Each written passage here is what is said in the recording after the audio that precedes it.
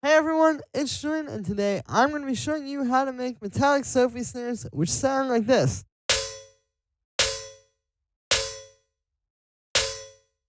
So yeah, and to go along with this video, I've got the full project file and samples and MIDI and presets, everything I'm about to break down for you.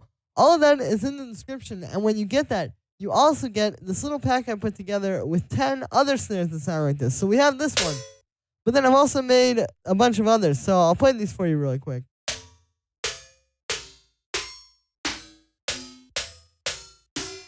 So you can hear we got a bunch of really cool snares in there, all with the same kind of like metallic SOPHIE sound. If you want this pack, which like I said includes everything I'm about to show you and those 10 snares, it's in the description. Yeah, let's get going. So how do we make a snare like this? It can be very complicated if you don't know what you're doing. And the main secret to it is FM synthesis. So what I've got here is basically, this is the final snare. I've got these two layers here, you can see. And it all starts with this starting FM layer here, which sounds like this. So this is how you make the metallic sound. A lot of people ask, how do you get that, like what do you start with? Do you start with banging on pots and pans? Do you start with, it could be a lot of different things, but this is what you want to start with, is just a simple FM patch like this. You can see I've got this just playing C. You can change the note of it to anything you want. Where is it at? There it is, C1. It's playing C1. And then you can see I've got this patch in operator here. So operator is a great synth to do this with. A lot of people think you need all this different gear and all this different hardware and stuff, but it really could be done just with operator and with Ableton stuff. So what I've got is, you can see I have a sine wave. The envelope is set like this, and then we're FMing it with this sort of like a square wave. What I did was I started with the square D waveform, and then you can see I've just taken out some of the harmonics here, and I think I added a few here and there as well. But yeah, so again, just taking a sine wave, FMing it with basically a square wave. Really not that complicated. And then what it really comes down to from there is just the way you set all these different settings here. So you can see I've got the chorus pitch on this one up to +5, and then I've also got the fine at 1,000. And then we also have this oscillator here, just bringing in a little bit of extra stuff. I've got the chorus pitch on that up to 11.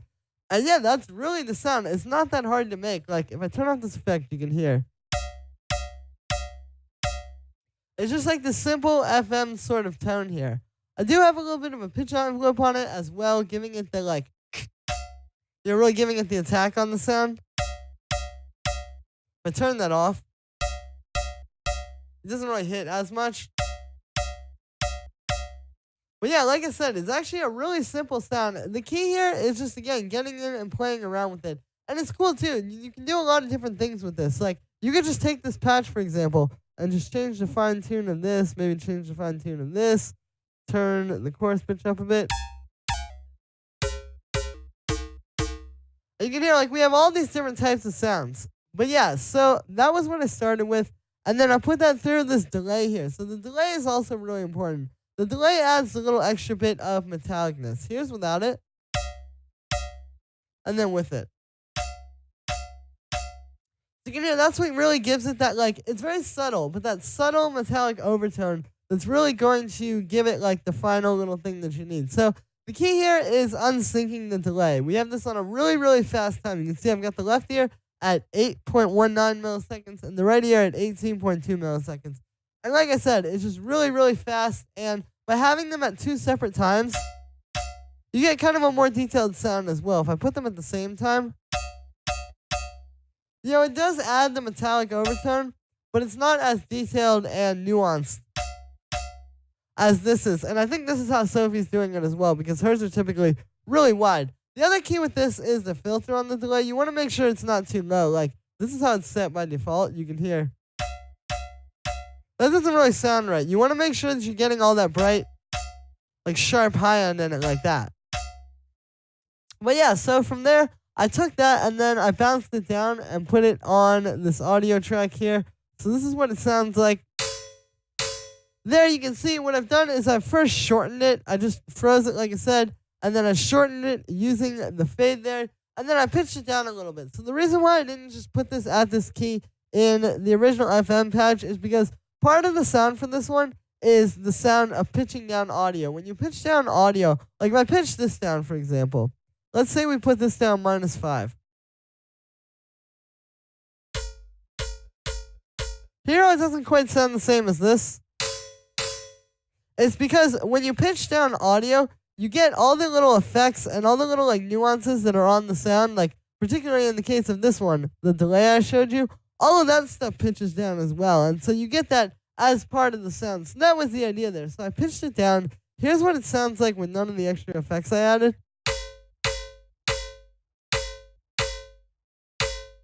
And then the first thing I added on there was another delay actually, which sounds like this. So this one's a little bit longer than the last one, and this is important because this adds like a little extra element to it. If you listen, it's kind of ending like a, like it's almost faster than that. But it just gives you a little bit more of like a metallic overtone on top of it. And also, this is at 2 separate times, just like the first one was. So again, it's adding even more stereo image to it. But you can hear you need that to really give it that last little bit of what it needs to get it to sound like Sophie. Like, if you just use this, you're not really going to get it because it doesn't have that extra little kind of thing on top of it. Then after that, I just added an EQ8. It's just cutting out the low end because there's a little bit of low end from the sine wave in here. You can hear it there. And then it's also boosting the high end just to kind of bring out the sharpness a little bit. And then what I did was, I have that in a group, you can see, I layered it with a punch layer. So obviously this on its own isn't really a snare. Like if you put this into a track, it's not really going to hit that hard. It's not going to sound right. So I layered it with this punch layer, which sounds like this. So you can hear, this is literally just like a snare. I'll play you the original sample. Very simple, but it just gives it that little on top of it to really give it the impact that you need. Like, if you don't have this, again, this on its own, it's just not going to hit right. So with this one, yeah, you can see I just have this delay on here. Pretty sure it's actually the same one. Yeah, it is the same one that's on the operator layer. Just kind of gives it a little bit that I was talking about. It helps to blend it in with the operator layer as well. And another good thing with the layering here is, like, a lot of times you'll hear in Sophie's tracks, you know, she'll do something kind of like this. Like, she'll have the snare play something like this, where it's kind of like pitching down.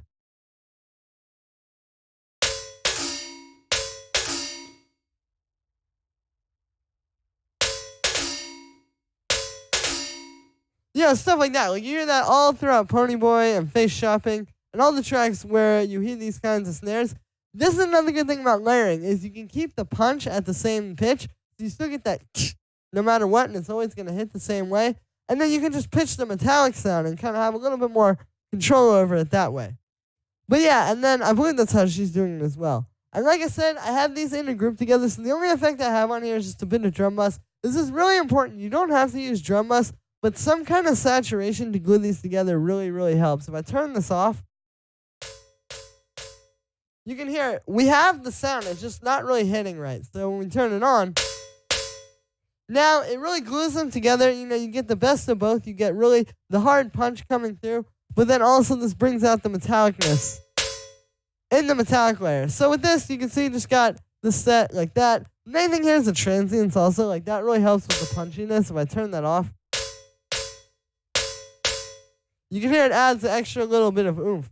And yeah, and then that is pretty much it for the snare. Like I said, it's not actually that complicated. It can seem like a lot to wrap your head around. Like, this is a very simple project file, and the overall snare is very simple. But with sounds like this, it's more about taking a lot of time and just like learning how they're made. Like, this was really simple for me to make, but it's because I've spent a lot of time studying these sounds and really trying to understand how it's done. And it's like, you know, as many times as you may just think to put in like a sound of somebody hitting pots and pans, like, I've tried that so many times, and I've tried so many different things. I've tried, you know, using like glass sounds in FM and using like just all kinds of different stuff.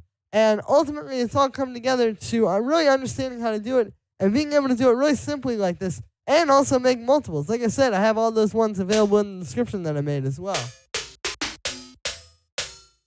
So yeah, with sounds like this, you know, there are a lot of sounds like this throughout all different styles of electronic music.